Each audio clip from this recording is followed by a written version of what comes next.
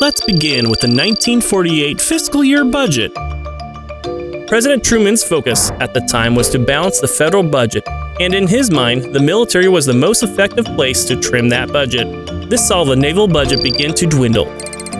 The budget was set to $3.6 billion, $832 million less than the previous year. The Navy offsets that with $447 million from its naval fund.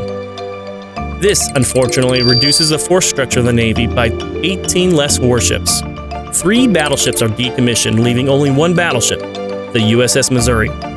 Carriers are reduced by 3 to a total of only 9 active carriers. The force is also reduced by 4 destroyers and 10 destroyer escorts. It, however, is increased by 2 light cruisers, which will go into commission this year. Auxiliaries and amphibious ships are reduced by almost 400 ships, reducing their number to 538. This mostly comes from the reduction of amphibious carrying capacity of 2 reinforced Marine divisions down to 4 Marine regimental combat teams. Along with this is the reduction of dozens of aircraft squadrons. The highest the Navy ever got in personnel in 1947 was 446,000, over 50,000 less than budgeted. The 1948 budget would only provide for 450,000 personnel, a significant drop from the previous year. The major problem was that around 210,000 of enlistments would be up by mid-1948, cutting the Navy personnel strength in half. Universal military training was being considered by the government right after World War II, which would have required all eligible males to receive 1 year of military training. This would have provided the services with ample personnel to fill their billets. If this was not going to be passed in the upcoming year, the Navy was going to lose half its personnel mid-year. Something significant was going to need to be decided upon by Congress. 1948. 1948 took a turn in geopolitics as tension grew in Europe.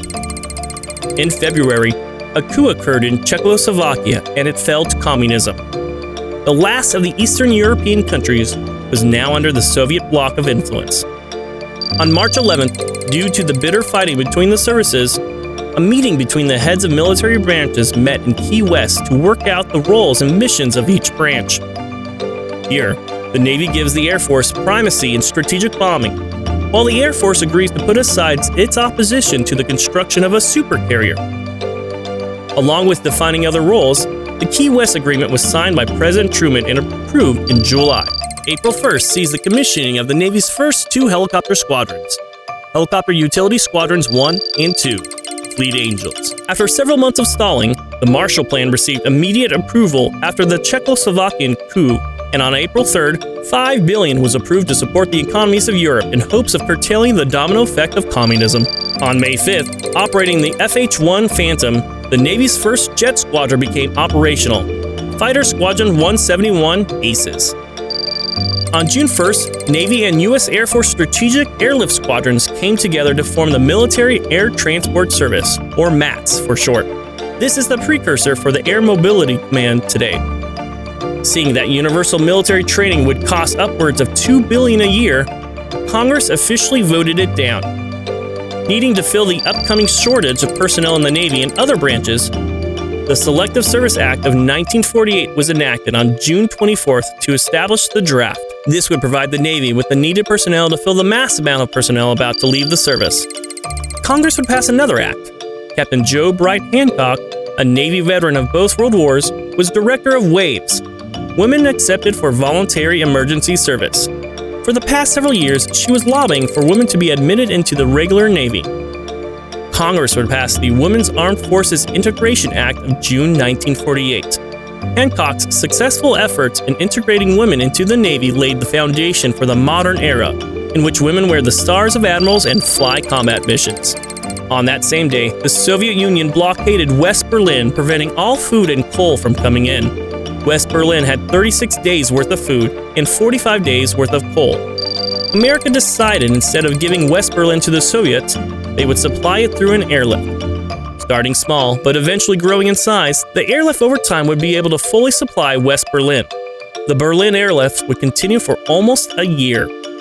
Being an election year, President Truman was forced to step aside from troubles in Europe and focus on campaigning. Public opinion was turning against him. With only a 36 approval rating, it was predicted that he would lose the race. He was also failing to raise funds for his campaign until a man came and helped his fundraising efforts. This man's name was Lewis Johnson. On July 26, President Truman signs the famous Executive Order 9981, ending racial discrimination in the armed services, which established a new era of desegregated military units. In the fall, a turn in the Chinese Civil War would see the communists gain the upper hand against nationalist China. Also in the fall, the Navy finally sees the completion of laying up World War II ships into the mothball fleet.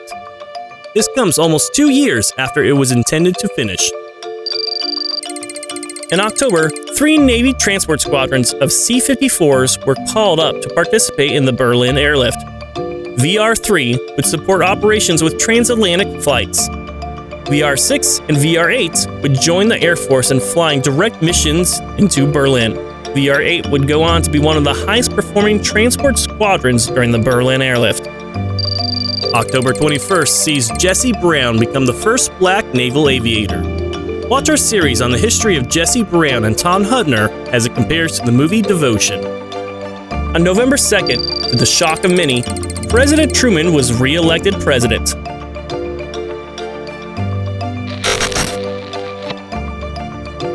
Click here for the next episode of the series. Make sure to subscribe, like, and hit the bell button. This is U.S. Military History.